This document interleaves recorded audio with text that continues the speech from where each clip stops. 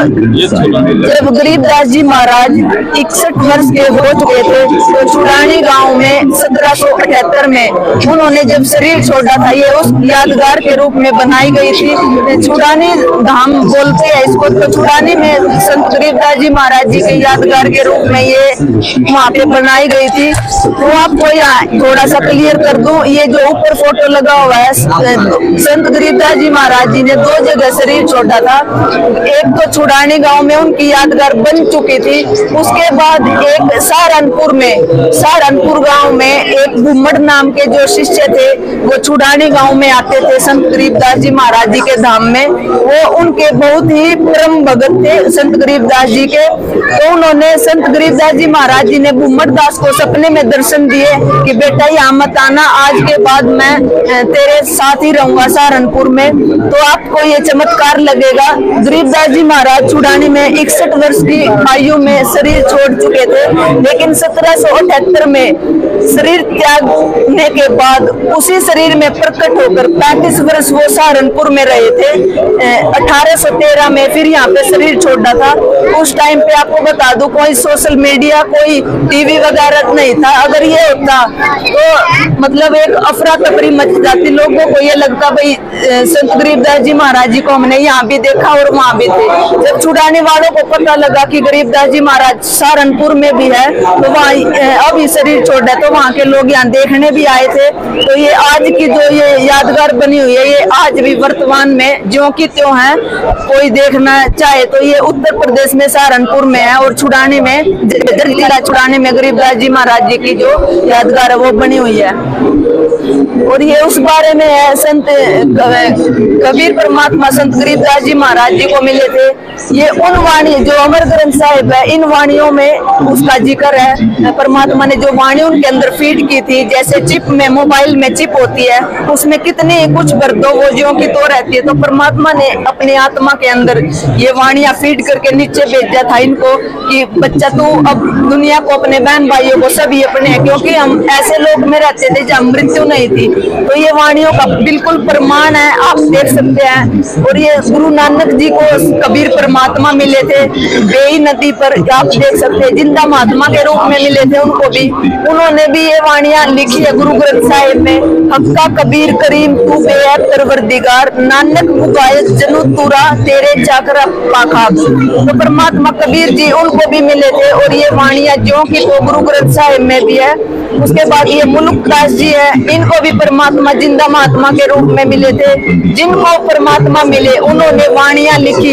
इन जो आपको पीछे दिखाया है और ये है, इन्होंने सतलोक देखा, वो जो सतलोक में देखा, जो वहाँ की व्यवस्था देखी, वो उनका जो का तो अपनी वाणियों में यहाँ जिक्र किया है। ये कोई ये नहीं कह सकता भाई झूठी है। मुल्कदास जी ने बताया है, 4 दाग से सतगुरु न्यारा, अजरो अमर शरीर, दास मलूक सलूक कहते हैं को जो खसम कबीर।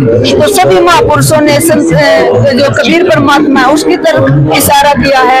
मीराबाई को कबीर परमात्मा के कहने से गुरु रविदास जी को इन्होंने गुरु बनाया था, क्योंकि उस टाइम पे जाति प्रथा जो थी वो बहुत चरम सीमा पर थी। मीरा जी तो ठाकुरों की लड़की थी और जो संत रविदास जी महाराज जी थे वो चमार जाति से संबंध रखते थे। तो परमात्मा ने ये देखा था कि मीराबाई अगर सच में भक्ति करना चाहती है तो क्या परमात्मा ने, कबीर परमात्मा ने रविदास जी को बोला था कि मीराबाई को आप प्रथम मंत्र देना, ये मेरा आदेश है। तो मीराबाई को सच भक्ति देखने के लिए उनको आदेश दिया था कि आप इनको प्रथम मंत्र देना, इसलिए उन्होंने रविदास जी को गुरु बनाया था। ये संत दादू दास जी है, इन्होंने भी परमात्मा को, इनको भी जिंदा महात्मा के रूप में परमात्मा मिले, सतलोक दिखाया। इन्होंने भी वाणियों के माध्यम से परमात्मा को बिल्कुल बताया कि जिन्हों को निज नाम दिया सोई सतगुरु हमार, दादू दूसरा कोई नहीं कबीर सिरजनहार। तो ये वाणियां लिखित रूप में आज भी ज्यों की तो है। जिन जिन महापुरुषों को परमात्मा मिले उन्होंने वो लिख के चले गए, ताकि हम आज समाज पढ़ा लिखा है, कोई किसी को पागल नहीं बना सकता। ये धर्मदास जी, सेठ धर्मदास जी महाराज जी को जिंदा महात्मा के रूप में मिले थे। इन्होंने भी कबीर सागर 650 साल पहले कबीर परमात्मा का बहुत बड़ा ग्रंथ है, उन्होंने भी ये प्रमाण दे रखा है धर्मदास जी महाराज जी को। ये जो वाणियां हैं ये उन्हीं के बारे में है, कबीर सागर में इसका प्रमाण है, आप देख सकते हैं। आज कोई अनपढ़ नहीं है, सब पढ़े लिखे हैं। तो इन वाणियों के माध्यम से जितने भी महापुरुष हुए उन्होंने सबको, सबका मालिक पूर्ण परमात्मा जो है वो कबीर जी को ही बताया है। और आगे जो आप ये गुरु प्रणाली संत रामपाल जी महाराज जी की देख सकते हैं। आज विश्व में चाहे दुनिया में कोई भी धर्म गुरु हो, किसी की भी गुरु प्रणाली नहीं है, सब अपने आप गुरु बने बैठे हैं। तो परमात्मा ने सबसे पहले कबीर परमात्मा थे, उन्होंने गरीबदास जी महाराज जी को नाम दीक्षा दी। और उस टाइम पे सिर्फ एक को देने का अधिकार था, क्योंकि संगत को देने का अधिकार नहीं था। गरीबदास जी महाराज जी ने शीतला दास जी महाराज जी को नाम दीक्षा दी। उन्होंने एक एक करके ये स्वामी रामदेव 10 नंबर पे जो है स्वामी रामदेवानंद जी महाराज, ये संत रामपाल जी महाराज जी के गुरु है, इन्होंने संत रामपाल जी महाराज जी को दीक्षा दी और ये आदेश दिया था कि बेटा आने वाले समय में आपके सिवा इस दुनिया में कोई संत नहीं होगा। और आपको बता दूं, संत रामपाल जी महाराज जी इसके बाद, इनके बाद कोई गुरु नहीं होगा। संत रामपाल जी महाराज जी आखिरी संत है, वो तत्वदर्शी संत है। गीता जी अध्याय 4 श्लोक 34 में जिस तत्वदर्शी संत के बारे में बताया गया है, आज वर्तमान में वो संत रामपाल जी महाराज जी है। और यथार्थ कबीर पंथ का परिचय है, जो कबीर पंथी आज जगह जगह आपको देखने को मिलेंगे। जो यथार्थ कबीर पंथ है वो संत रामपाल जी महाराज जी ने बिल्कुल कबीर सागर से प्रमाण लेकर बिल्कुल दिखा दिया है कि यथार्थ कबीर पंथ ये है। और आगे इस बारे में ये बताया गया है कि अगला जो ये पोस्टर लगा हुआ है कि कबीर मानुष जन्म पाए कर जो नहीं रटे हरि नाम, जैसे कुआं जल बिना बनवाया क्या काम। तो मनुष्य जन्म ये बार बार नहीं मिलता, एक ही बार मिलता है। और मनुष्य जन्म का जो मेन उद्देश्य है वो सत्भक्ति करके मोक्ष प्राप्त करना है। तो परमात्मा ने इतना अनमोल ज्ञान दे रखा है। और गुरुबिन माला फेरते गुरुबिन देते दान, गुरुबिन दोनों निष्फल है, चाहे पूछो वेद पुराण। अगर आप बिना गुरु के कोई भी सत्भक्ति करते हो तो आपकी वो निष्फल है, कोई फल देने वाले नहीं है। जिस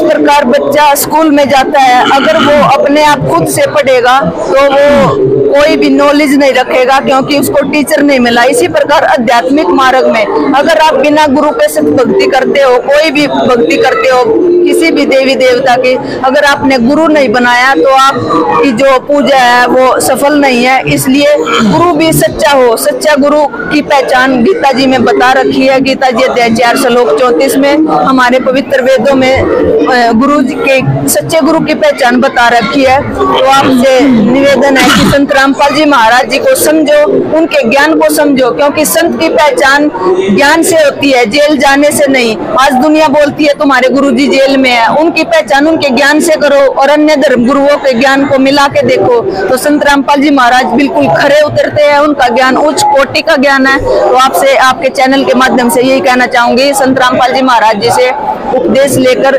मानव जीवन का कल्याण करवाए, क्योंकि ये मनुष्य जन्म बार बार नहीं मिलने का। धन्यवाद।